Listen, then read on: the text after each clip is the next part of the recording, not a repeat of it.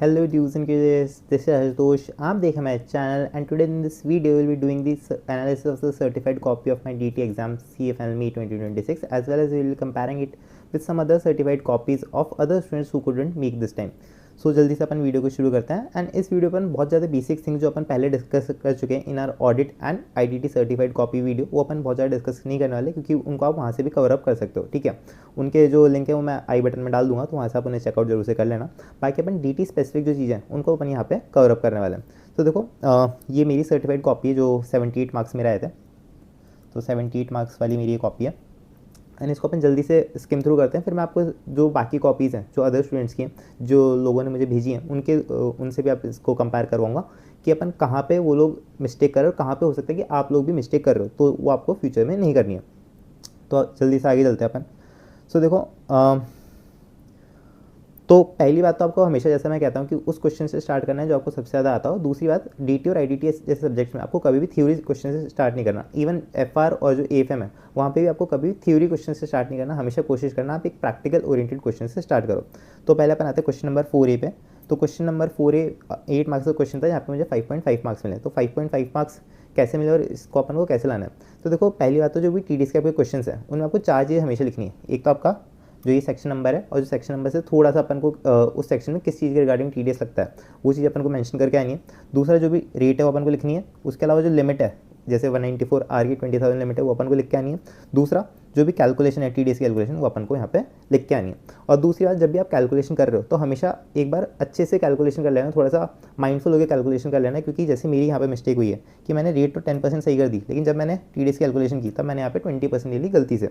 तो ये चीज़ आप कभी मत करना, क्योंकि कैलकुलेशन मिस्टेक ऐसी चीज़ है जो अपन को एंड में जाके बहुत ज़्यादा हर्ट करती है। अभी मैं इस चीज़ को देख रहा हूँ तो मुझे बहुत ज़्यादा हर्ट कर रही है कि यार मुझे आता था बट फिर भी मैंने इसे गलती कर दी। तो ये चीज़ आप ध्यान रख लेना। बाकी अपन आगे चलते हैं। तो बाकी जैसे मैंने आपको बताया कि जो 4-5 चीज़ें बताई थी वो आपको हमेशा इंश्योर करनी है, तो आपको फुल मार्क्स यहाँ पे मिल जाएंगे। जैसा कि मुझे पार्ट 2 और 3 में मिला है और पार्ट 4 मेरा रॉन्ग था तो यहाँ पे मुझे कोई भी मार्क्स नहीं मिला है। ठीक है, तो आपको पार्ट वाइज मार्क्स मिलते हैं तो इसमें कोई इशू है ही नहीं। इसके बाद अपन आते हैं क्वेश्चन नंबर 4B में। तो क्वेश्चन नंबर 4B जैसा कि मैंने आपको बताया शुरू में मैंने वो वाला क्वेश्चन किया था जो मुझे सबसे ज़्यादा आता है। तो question number 4B again 6 marks का क्वेश्चन था, यहाँ पे मुझे 5 मार्क्स अलॉट हुए हैं। जो 1 मार्क्स मुझे कटा है वो मुझे भी आइडिया नहीं किस बात का कटा है, क्योंकि जो आंसर है वो ऑलमोस्ट पूरा सजेस्टेड आंसर सबका मैच हो रहा है। तो मे भी हो सकता है किसी चीज़ का उन्होंने काट दिया। तो इस तरीके से आपको क्वेश्चन को करना है। क्वेश्चन में जहाँ भी आपको लगे वहाँ पे आप अंडरलाइन वगैरह जरूर से कर देना। और दूसरी बात, क्वेश्चन को हमेशा आपको खुला खुला करना है। ठीक है, जो बीच में 1-2 लाइन छोड़ रखी है मैंने, इस टाइप से आपको हमेशा करते हुए चलना है। ये इस टाइप से तो मतलब आपको बहुत ज़्यादा पैराग्राफ फॉर्म में नहीं करना और बहुत ज़्यादा घिच पिच नहीं करना, क्योंकि जितना आप एग्जामिनर के मुश्किल बनाओगे उतना ज़्यादा चांसेस है कि आपको वो कम मार्क्स अलॉट करेगा। तो ये चीज़ आपको करनी है।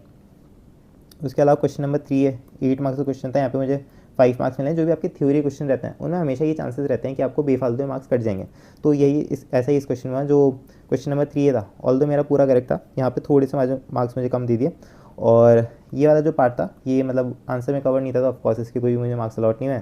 बाकी 1 मार्क्स मेरा इस लाइन का मे भी उन्होंने काट दिया जो एक्स्ट्रा एग्जाम में उन्होंने लिख रखी है। बाकी हाफ मार्क्स उन्होंने किस चीज़ का काटा है वो मुझे कुछ भी आइडिया है नहीं। सिमिलरली क्वेश्चन नंबर जो 3A का सेकंड पार्ट है इसमें अगेन मुझे 1.5 मार्क्स मिले आउट ऑफ 3।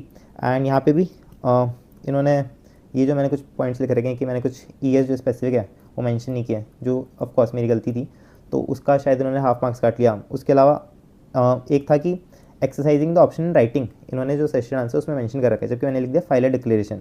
ठीक है, तो कोशिश करना है कि जहाँ भी आपको keywords as it is use कर पाओ तो एज इट इज़ यूज़ कर देना, इवन दो मीनिंग सेम हो सकता है आपको उसके मार्क्स अलॉट नहीं हो, जैसे कि मेरे केस में हुआ है, तो वो चीज़ यहाँ पे आप कर देना।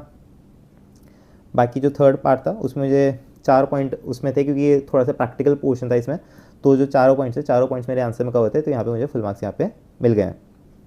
इसके बाद अपन आते हैं क्वेश्चन नंबर 3B पे। तो क्वेश्चन नंबर 3B आपका DTAA से रिलेटेड क्वेश्चन था एंड यहाँ पे मुझे 6 में से 5.5 मार्क्स मिले। अब इसमें एक और स्पेशल चीज़ मैं आपको बताने वाला हूँ। तो देखो कई बार अपने जो भी क्वेश्चन होते हैं स्पेशली DT और IDT में, तो कुछ ऐसी पार्ट्स होते हैं जहाँ पे कैलकुलेशन की रिक्वायरमेंट नहीं होती, बट उनको भी अपन को नील लिख के आना है। अगर अपन नील नहीं लिखेंगे तो उसके मार्क्स यहाँ पे कट जाएंगे, जैसे कि इस क्वेश्चन में हुआ है।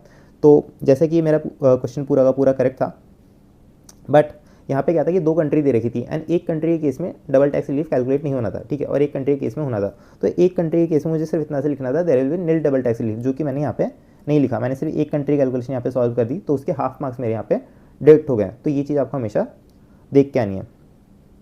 दूसरी बात, यहाँ पे मुझे थोड़ी सी एम्बिग्यूटी लग रही थी क्वेश्चन में, तो यहाँ पे मैंने ऑल्टरनेटिव दिया था। जो मेरा फर्स्ट जो मेरा फर्स्ट आंसर था वो मेरा सही था, तो उसके मुझे मार्क्स मिल गए, और ऑल्टरनेटिव का मुझे कोई भी मार्क्स नहीं मिला है। तो ऑल्टरनेटिव जहाँ पे आपको लगे वहाँ पे आप दे सकते हो। ऑल्टरनेटिव के भी कभी कभी आपको मार्क्स जो है अलॉट हो जाते हैं, जैसे कि आप आगे चल के देखने वाले हो कि मुझे एक क्वेश्चन में ऑल्टरनेटिव के मार्क्स मिले क्योंकि जो मेरा फर्स्ट आंसर था वो इनकरेक्ट था। इसके बाद अपन आते हैं क्वेश्चन नंबर 5 है। तो क्वेश्चन नंबर 5 है, अगेन थ्योरी क्वेश्चन है। थ्योरी क्वेश्चन में आपके मार्क्स कटने के बहुत ज़्यादा चांसेस रहते हैं, क्योंकि आईसी एग्जामिनर क्या करते हैं कि एग्जैक्ट जो वर्ड टू वर्ड मैचिंग करने जाते हैं, जो कि पॉसिबल नहीं डीटी और आईडीटी से सब्जेक्ट्स में। तो यहाँ पे आपके मार्क्स कटने के चांसेस हमेशा रहते हैं। एंड इवन तो यहाँ पे जो मेरा जो पूरा प्रोविजन है, जो पूरा कंक्लूजन है, जो पूरा एनालिसिस है वो एग्जैक्ट करेक्ट है, बट क्योंकि थोड़ा सा मेरा जो वर्डिंग है वो एज पर दी आईसीआई आंसर नहीं है, तो वहाँ पे मेरे मार्क्स कट गए। आंसर मतलब एग्जैक्ट आईसीआई लैंग्वेज ही मैंने लिख रखी है, बट आईसीआई ने 1-2 पॉइंट्स उसमें एक्स्ट्रा लिख रखे हैं जो मेरे क्वेश्चन में कवर नहीं है, तो इसलिए उसके उन्होंने 2.5 मार्क्स यहाँ पे काट दिए और मुझे 4 में से सिर्फ 1.5 मार्क्स एलोकेट किए। इसके अलावा सिमिलर थर्ड पॉइंट में क्या कि थर्ड पॉइंट में अगेन मुझे 4 में से 2 दे दिए, क्योंकि शायद कुछ वर्डिंग मेरी जो है मैच नहीं करी, और उसके अलावा एक जो मेरा कंक्लूजन था, क्योंकि इसमें एक ही पार्ट में 2 क्वेश्चन पूछे गए थे, तो एक कंक्लूजन मेरा थोड़ा सा इनकरेक्ट था, तो वहाँ की मुझे मार्क्स इन्होंने डेड कर लिए। इसके बाद अपन आते हैं क्वेश्चन नंबर 5B पे। तो क्वेश्चन नंबर 5B अगेन यहाँ पे भी मेरा आंसर करेक्ट था, बट इन्होंने जो वर्डिंग है उसके इन्होंने मार्क्स काट लिए। और अब ये वाली जो चीज़ होती है बहुत ज़्यादा सब्जेक्टिव होती है, एग्जामिनर टू एग्जामिनर डिपेंड करती है, एंड एग्जामिनर के मूड पे डिपेंड करती है। अब जैसे इसका सेकंड पार्ट देखोगे तो यहाँ पे मुझे 3 आउट ऑफ 3 मार्क्स अलॉट हुए हैं। एंड फ्रैंकली स्पीकिंग जब मैंने क्वेश्चन किया था तो मुझे क्वेश्चन बहुत ज़्यादा नहीं आता था, मुझे लगा था कि इसमें अगर मुझे हाफ मार्क्स पे अलॉट हो जाए ना तो काफ़ी है। एंड इवन अगर आप इसको मैच भी करोगे आईसीआई के सजेस्टेड आंसर से तो बहुत ज़्यादा इसकी वर्डिंग मैच नहीं हो रही, बट फिर भी इसमें उन्होंने मुझे फुल मार्क्स अलॉट कर दिए। तो मतलब डिपेंड करता है, ये थोड़ी सब्जेक्टिविटी हो जाती है इन दी थियोरेटिकल क्वेश्चंस, इसलिए मैं हमेशा रिकमेंड करता हूँ कि थियोरेटिकल क्वेश्चंस को हमेशा आप एंड में करो, क्योंकि थियोरेटिकल क्वेश्चंस को आप शुरू में करोगे एक तो बहुत ज़्यादा टाइम वेस्ट कर दोगे, उसके बाद जो एग्जामिनर है उसके मन में एक गलत इंप्रेशन पड़ जाएगा, क्योंकि एग्जामिनर आपको कभी भी थियोरेटिकल क्वेश्चन में फुल मार्क्स देने ही नहीं वाला। तो ये चीज़ आप हमेशा ध्यान रखना।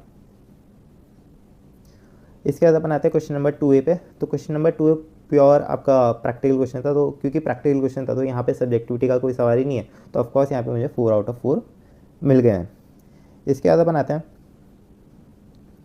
क्वेश्चन नंबर 2B पे। क्वेश्चन नंबर 2B आपको दिखने में थियोरेटिकल लगेगा, बट अगेन ये प्रैक्टिकल क्वेश्चन था। ये जो आपका setup of depreciation and unabsorbed losses होता है उसका क्वेश्चन था। तो अगेन यहाँ पे मेरे 4 पॉइंट इस क्वेश्चन में होने, तो चारों के चारों क्योंकि मेरे क्वेश्चन में कवर्ड है, तो यहाँ पे मुझे 4 आउट ऑफ 4 मिल गए हैं। इसके बाद अपन आते हैं क्वेश्चन नंबर 2C पे। क्वेश्चन नंबर 2C वो क्वेश्चन है जो आपको पहले बता रहा था। यहाँ पे अगर आप मेरा फर्स्ट ऑल्टरनेटिव देखोगे तो ये पूरी तरह रॉन्ग है, ठीक है, तो इसका मुझे एक भी मार्क्स अलॉट नहीं हुआ है, बट क्योंकि यहाँ पे मुझे थोड़ी सी एम्बिग्यूटी थी तो यहाँ पे मैंने एक सेकंड ऑल्टरनेटिव दे दिया था, एंड यहाँ पे मुझे 6 में से 3.5 मार्क्स मिल गए। और जो 2.5 मार्क्स मेरा कटा है वो इसलिए कटा है क्योंकि जो पॉइंट्स हैं यहाँ पे थोड़ी सी आईसी ने थ्योरी भी लिख रखी है जो मैंने कवर नहीं की है, तो इसलिए मुझे यहाँ पे 2.5 मार्क्स ने डिडक्ट कर लिए और बाकी 3.5 मार्क्स यहाँ पे अलॉट कर दिए। तो जहाँ पे आपको क्वेश्चन में एम्बिग्यूटी हो तो वहाँ पे ऑल्टरनेटिव आंसर बिंदास दे के आ सकते हो, उसका कोई भी मार्क्स आपका नहीं कटता है, ठीक है। बाकी जो ट्रू फॉल्स वाले क्वेश्चन होते हैं उनमें ऐसा मत कर देना, ठीक है, ट्रू फॉल्स वाले क्वेश्चन में कभी भी ऑल्टरनेटिव मत देना। बाकी जो भी क्वेश्चन होते हैं उनमें आप जरूर से ऑल्टरनेटिव दे सकते हो। उसके बाद अपन आते हैं क्वेश्चन नंबर 1 जो आपको कंपल्सरी क्वेश्चन है। इसमें मेरी 2 एडजस्टमेंट रॉन्ग हो गई थी, एंड उसकी वजह से जो 4.5 मार्क्स हैं वो मेरे डिडक्ट हो गए, ठीक है। क्योंकि अगर आपकी बीच में कहीं भी कैलकुलेशन गलत हो जाती है तो उसकी वजह से आपका एंड का जो टोटल इनकम है और जो आपका टोटल टैक्स लाइबिलिटी है वो सारी आपकी इनकरेक्ट हो जाती है, उसकी वजह से फिर बहुत ज़्यादा मार्क्स आपके कट जाते हैं। यही थोड़ी सी प्रॉब्लम रहती है ये जो इस टाइप के क्वेश्चन होते हैं इनमें। तो यहाँ पे आप देखोगे तो एक लॉस ऑन डेरिवेटिव्स वाला पॉइंट मेरा इनकरेक्ट हो गया, और एक ये डेप्रिसिएशन ऑन कंप्यूटर प्रिंटर, ये थोड़ा सा मैंने रीड गलत ले ली थी, तो इसकी वजह से जो मेरा फाइनल टोटल इनकम है ये मेरी गलत होगी, और उसकी वजह से जो मेरी टैक्स लाइबिलिटी है ये भी इनकरेक्ट आई है, तो इसके मार्क्स मुझे यहाँ पे एलोकेट नहीं हुए, तो यहाँ पे मुझे 9.5 मार्क्स मिल गए। तो इस तरीके से 50 आउट ऑफ 70 मैंने स्कोर की in the descriptive portion and 28 out of 30 मैंने स्कोर की इन दी एमसीक्यू पोर्शन। तो ये मेरा सर्टिफाइड कॉपी का एनालिसिस था, और यहाँ पे मैंने ऑल्टरनेटिव दिया था जो कि कंसीडर नहीं हुआ कि ये इनकरेक्ट था। तो इस तरीके से जो है आपको अपने आंसर को प्रेजेंट करके आना है, इस तरीके से आपको अपने सॉल्यूशन को करके आना है। बाकी जल्दी से आपको 2 और स्टूडेंट्स की कॉपीज़ रेफ़र करा देते हैं जो इस बार अपना एग्ज़ाम क्लियर नहीं कर पाए, कि आपको क्या गलतियाँ नहीं करनी है, ठीक है। सो एक स्टूडेंट है, इनके 26 मार्क्स आए हैं इन दी CA फाइनल में 2026 एग्जाम, इन्होंने क्या किया, देखो एक तो पहली बात जैसे मैंने आपको बताया कि थ्योरी क्वेश्चन से कभी भी स्टार्ट मत करना, तो एक तो गलती इन्होंने यही कर दी, ठीक है। एक तो इन्होंने शुरू में बहुत ज़्यादा टाइम लगा दिया होगा इसको करने में, जिससे एंड के क्वेश्चन में कम टाइम मिला। दूसरी बात, एग्जामिनर के मन में एक गलत इंप्रेशन चला गया। उसके अलावा देखो यहाँ पे इन्होंने कहीं भी अंडरलाइन वगैरह नहीं की, कहीं भी हाईलाइट वगैरह नहीं किया, तो इसको आप हमेशा ध्यान में रख लेना कि आपको थियोरेटिकल क्वेश्चन में तो एटलीस्ट हमेशा अंडरलाइन करके आना है, क्योंकि एग्जामिनर के पास इतना टाइम नहीं होता कि आपका पूरा जो आंसर है वो डिटेल में पढ़ पाए, ठीक है। इसके अलावा जो आपको क्वेश्चन नहीं आता ना, वो आप कभी भी इनिशियली मत सॉल्व करना। अब ये देखोगे इन्होंने सेकंड क्वेश्चन ही क्वेश्चन नंबर 4 ये सॉल्व कर लिया। अब ये देख के लग रहा है कि ये TDS का क्वेश्चन नहीं आता था, क्योंकि इन्होंने जो रिक्वायर्ड पॉइंट्स हैं वो इन्होंने लिखे नहीं है। तो इस टाइप के क्वेश्चन कभी भी आप शुरू में सॉल्व मत करना। शुरू में हमेशा वो क्वेश्चन सॉल्व करना जो आपको सबसे ज़्यादा आते हैं, ठीक है। अगर आप शुरू में ऐसा क्वेश्चन सॉल्व कर दोगे तो एग्जामिनर के मन में अगेन एक गलत इंप्रेशन चल जाएगा, और जो आपके सही आंसर है हो सकता है उनमें भी आपको कम मार्क्स एलोकेट कर दे। तो ये चीज़ हमेशा आप ध्यान रखना। उसके अलावा प्रोविजन हमेशा माइन्यूटली रीड करना। अब जैसे 4B वाला क्वेश्चन था ये, इसमें इनको प्रोविजन पूरी तरीके से आता था, बट क्योंकि इन्हें मोर देन 20,000 या फिर एग्जैक्ट 20,000 पे लिमिट लग रही है, ये इन्हें क्लियर नहीं था, तो यहाँ पे इनका जो मार्क्स है वो डायरेक्ट हो गया, उन्होंने 20,000 पे भी जो TDS है वो कैलकुलेट कर दिया। तो ये चीज़ आप हमेशा ध्यान में रख लेना। उसके अलावा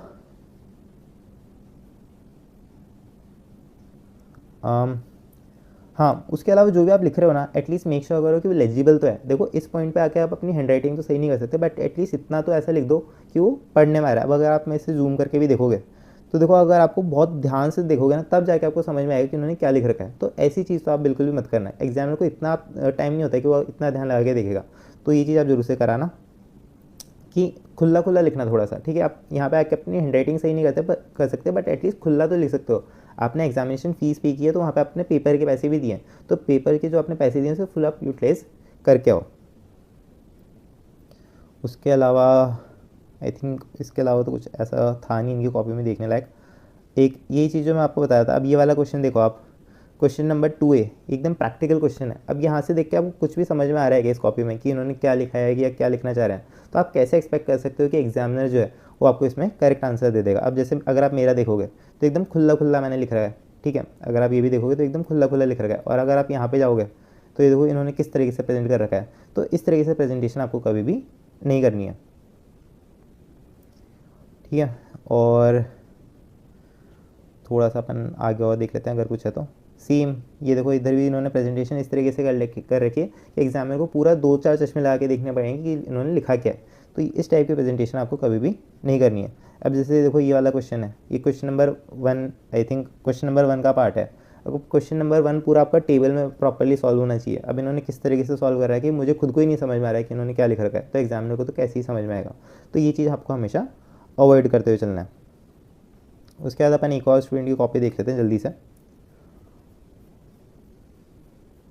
तो एक और स्टूडेंट है, इनके अराउंड 40s में इनके मार्क्स थे।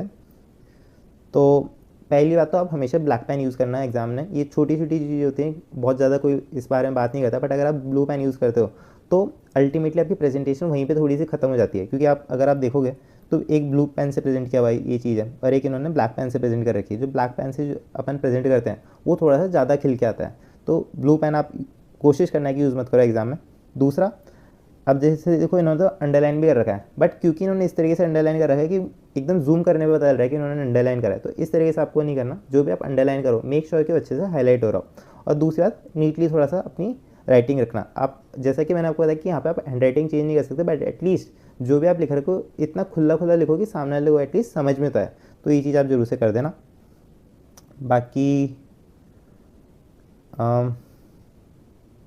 थ्योरेटिकल क्वेश्चन को आपको बिगनिंग में कभी भी सॉल्व नहीं करना है, ये मैंने आपको पहले ही बताया था। एंड और कुछ भी है तो देख लेते हैं। हाँ, एक और ये वाला पॉइंट था कि आपको हमेशा कुछ क्वेश्चन नहीं भी आ रहा ना, तो एटलीस्ट जितना आपको आ रहा है उतना सॉल्व करके आना है। अब जैसे ये वाला क्वेश्चन था, इन्होंने जो क्वेश्चन है यहाँ पे इन्होंने शुरू में गलती कर दी, बट क्योंकि इन्हें मतलब थोड़े बहुत कॉन्सेप्ट आते थे तो उन्होंने एंड तक इसे सॉल्व किया, एंड में कुछ ना कुछ इनका करेक्ट हो गया, तो इसलिए इन्हें 6 में से 4 मार्क्स यहाँ पे मिल गए। जबकि इनका सोल्यूशन आप देखोगे तो पूरा इनकरेक्ट है, क्योंकि इन्होंने शुरू में गलती कर दी थी, बट एंड में फिर भी इन्हें 4 आउट ऑफ 6 मिल गए। तो ये चीज़ आप हमेशा इंश्योर कर लेना।